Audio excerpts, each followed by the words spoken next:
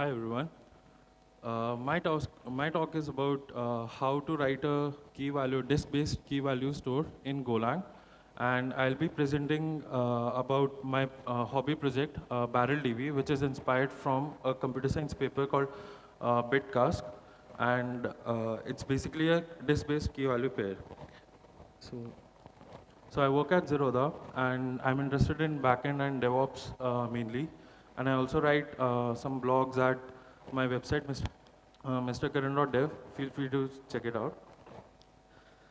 So yeah, Bitcask is, so the agenda for this talk, I'll be covering about what is Bitcask and what are the goals of this key value store, like why yet another key value store, and what are the principal goals that the creators of Bitcask sought out for while creating it.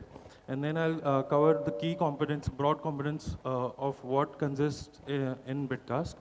And then we'll discuss how different operations work, like writing or reading a value, updating a value. We'll cover all of that. And then we'll also discuss some of the internal operations, like behind the scenes operations when you're designing Bitcask.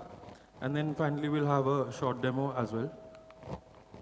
So a Bitcask is basically a disk-based key value store. It's based on a log-structured hash tree, hash map table storage option. It's basically, it was designed as a storage engine for React. React is a Erlang-based NoSQL distributed database. So the cool thing about React is that it gives you pluggable storage backend options. So when the creators of React, basically they wanted to test out different storage options, they had this concept of pluggable backends where you shard your data to different nodes and you can test out different storage backends. So let's say you are you have a storage option and you want to see how it performs on a production cluster. So rather than impacting the whole cluster, you can have the impact on certain nodes only and test out various storage options. Why they decided to write their own key value store is because there were certain goals for Bitcast that they wanted for their own key value store that they wanted to achieve on React. But when they were at that time, some of the goals were they were able to achieve with other systems, but not all of the goals listed here they were able to find in other options. So what they did was they clarified that they don't aim to build the fastest storage engine out there, key value store out there, but they still aimed for a decent performance option, which is like sub-millisecond every write, and that is the latency they were targeting. The throughput on a modern commodity hardware, they were targeting about 5 to 10,000 writes per second. Apart from that, they also wanted very ease of operation ops-wise a tool. So they wanted easy backup and restore options. And then they also wanted easily like crash-friendly program. Basically, if it crashes at all, it's able to easily start from where it had crashed. And also, they wanted to design a very clean and simple to understand system. So broadly, these were the goals: scalability, predictable scalability, performance, and simple to design program. So let's take a look at the broad component of Bitcask. It consists of data files. So think of Bitcask as like a database server where your data directory consists of one file, which acts as a main database server file, which is called the data file. On this data file, only one write process can act on it, but there can be multiple readers on it. So that's the constraint. And then we have record. Record is basically a single, like a key value pair that we store in the data file. And then we have a keydir. Keydir is basically the hash map, the in-memory representation of that key, and we will discuss more about it in detail. So let's take a look at how this data directory layout looks in Bitcask. So imagine this is your data folder in Bitcask. You can have one single active data file, which is where all the writes are coming in. There can be multiple n number of scale data files, which will be later garbage collected. and it's basically it just consists of this files. So it covers the goal of easy backup to restore, because to back up your Bitcask directory, you just have to take a snapshot of this data folder. So now let's take a closer look at data file. Data file is basically, it represents all the data on Bitcask. So whatever key value pair you're giving in, it stores them in a certain format. The cool thing, what makes Bitcask faster than other programs is, it's design choices. So in data file, only appending to the file is allowed. So there are only sequential writes. There are no random writes happening to this file. So anytime you create a new value, a new key value pair, you only append to the file. Let's say even if you are modifying a existing key, you still append to the file with the latest record. And it's basically designed for faster operations and with very less minimal I/O overhead, because you're just appending to the end of the file without caring what is in that file completely. And like we discussed, there can be multiple such files, but only one active file per process. This is how I represented data file in Golang. Basically, on my project BarrelDB, this is just a representation where you have a mutex lock. So to ensure you have concurrent write-safe access to it, you use a sync.mutex, read-write mutex, and then you have separate file handlers for reader and writer. Like I discussed, only one single writer can be there, but there can be multiple readers. Apart from that, one crucial distinction is the writer is always open in a append-only mode, but the reader is it's just used for reading the files. That's why we have two different file handlers, and then we also have just a identifier for the file. So like we discussed, there can be multiple data files. We need to have some form of a unique identifier. And then offset just tracks where the last write was happened in the file. So it's just a position in that file where your last record has happened. So that's the offset counter. Now let's take a look at record. Record is basically the whole key and value. It's encoded in a certain way. So Bitcask, now this is what Bitcask makes this design choice, where it also stores the header, which is the metadata of the key value pair.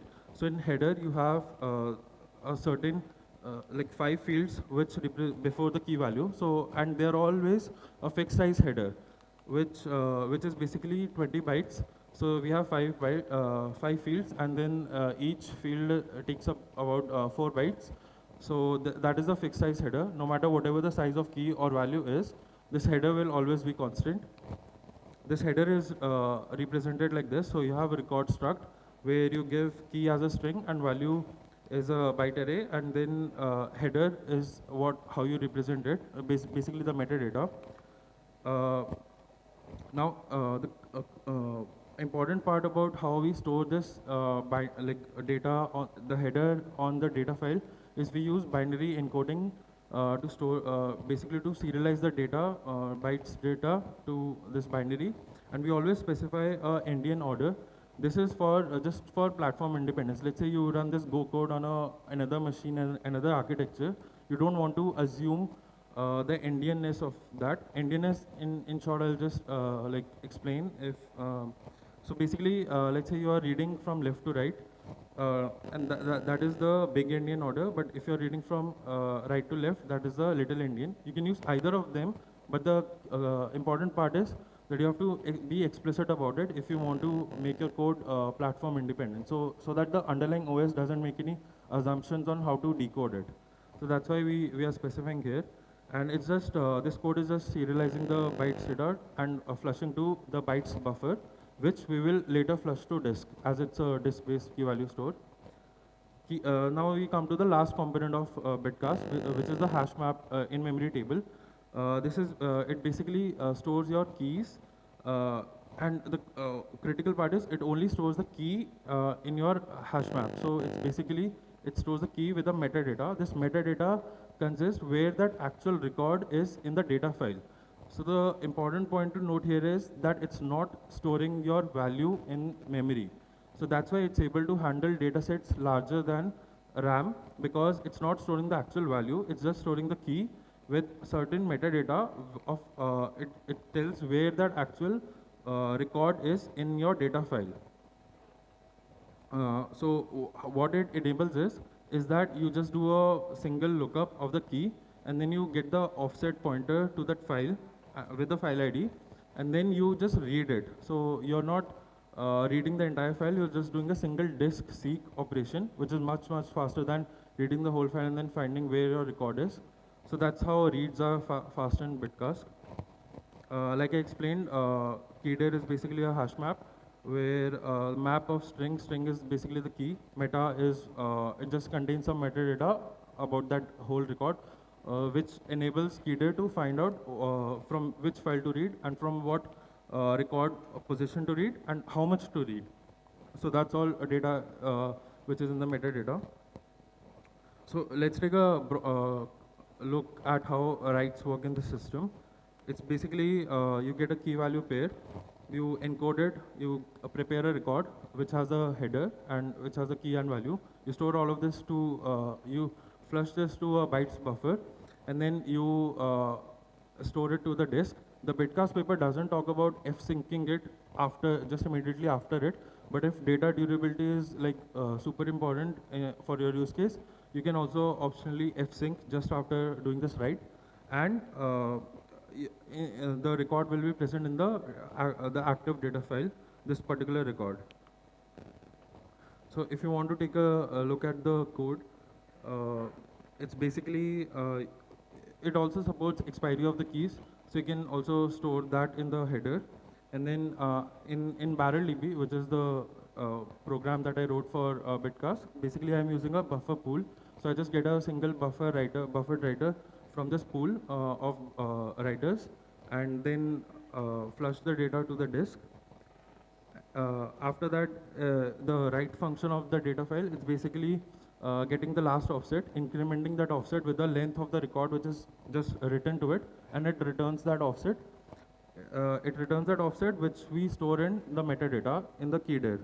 So this keyDir is basically the hash map which we just talked about. It will contain all the metadata. It already has all of the required information which it got from the data file write operation, that how much, what is the offset, what is the value, like record position in the data file. It contains all of that. Reads, like we discussed already, it's basically, let's say you have a key called hello. You, in the hash map, you look for the key hello, and then you get a file ID.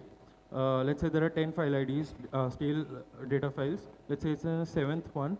So you get all of that information, and then you find out what is the record position in that file. So you just do a disk seek of that file, and then you just read it till the record size is there.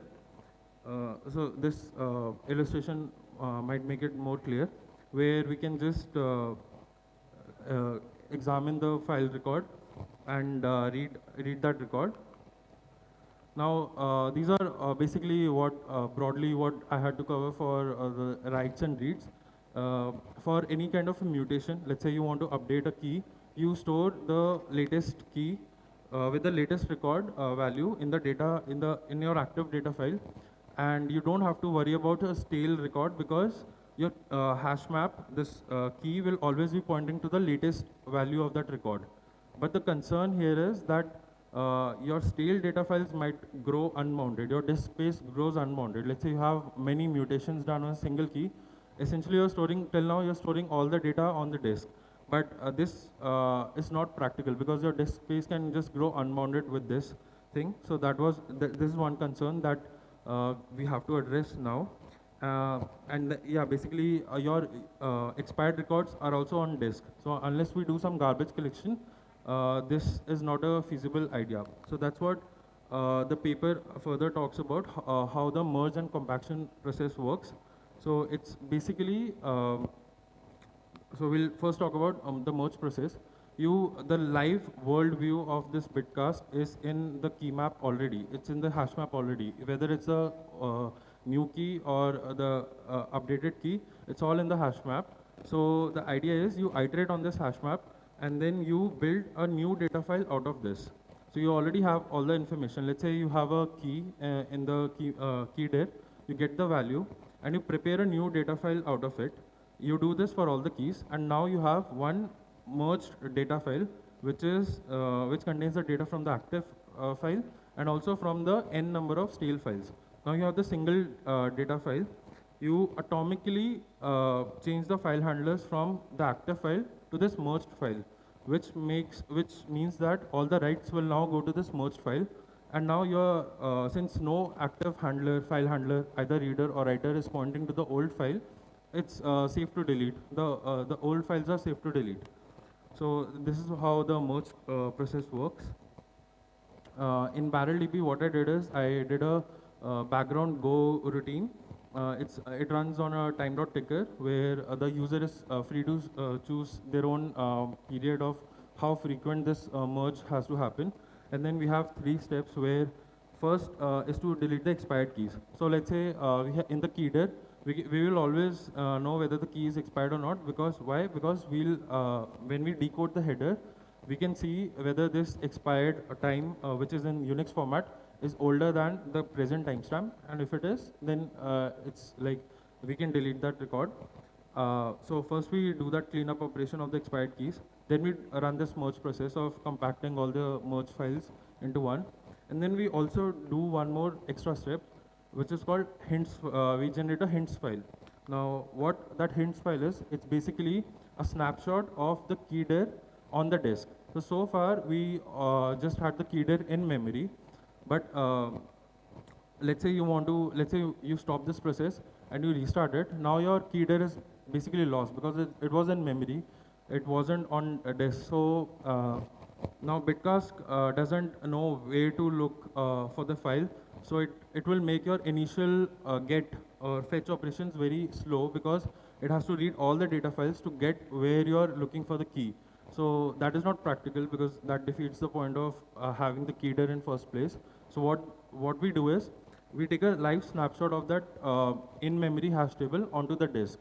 And in BarrelDB, I have just used GOB encoding. The paper doesn't talk at all about how to go about the hints file encoding, decoding. So I was free to interpret my own version of it. And GOB encoding works quite well for Golang data structures. That's why I use that. So it's simple. Just encode that keydir onto the disk and just store it as a hints file. So whenever you restart your like Bitcask, you first read this hints file. You prepare a snapshot of what the keys are in the data files, and then now you can start reading or writing to them. That's pretty much what I had. I'll just show a quick demo of how this works. I'll increase the font size. Is the font size visible at the back?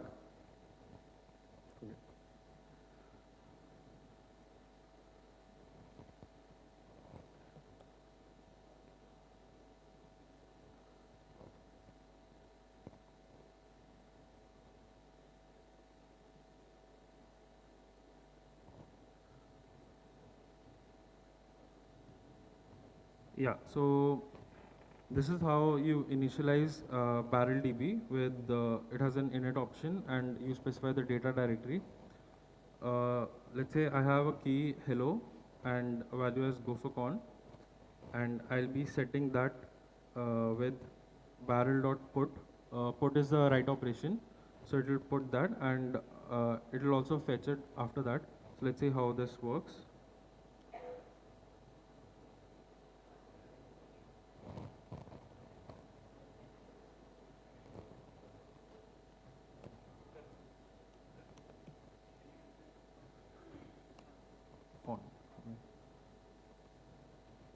Is that fine? Okay. So it prints that it's setting the key hello with value GopherCon, and in the data directory, although it's binary encoded, but you can still see that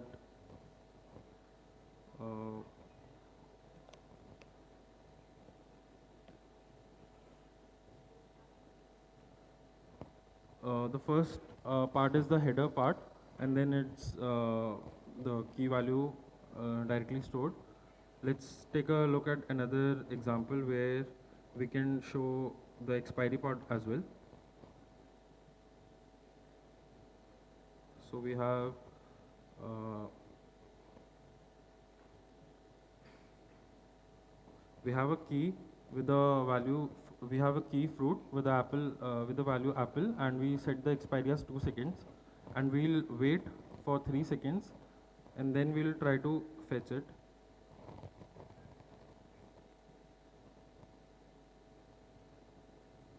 And we should ideally get an error.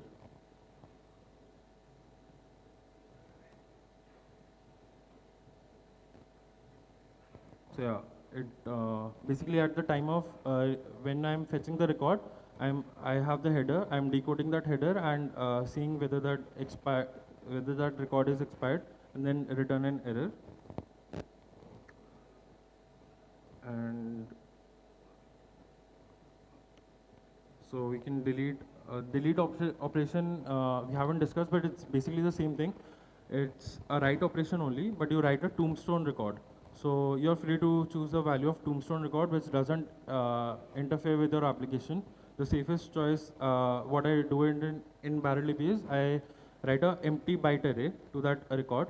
So it's basically the same write operation, but with a tombstone value. And then there is a list API endpoint as well, so which will print all the list of keys which is at that time. So we can run this all together, and